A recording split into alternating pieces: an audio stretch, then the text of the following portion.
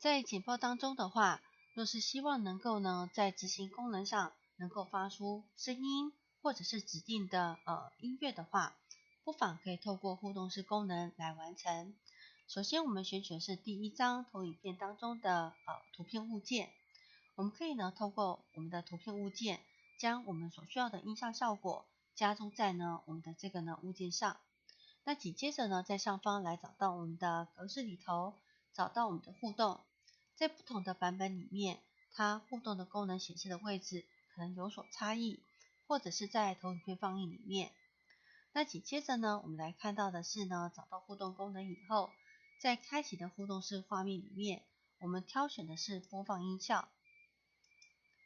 那紧接着下方的话呢，可以透过浏览的方式，在我们指定的这个资料夹里面，又或者是呢预设的档案名称来播放我们的音效。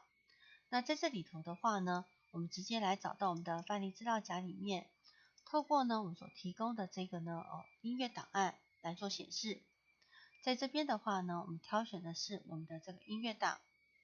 那这里头我们直接呢来选取是 CH04-3 的这个音乐档案。直接执行下方的开启按钮，便可以将音乐载入到我们的图片当中。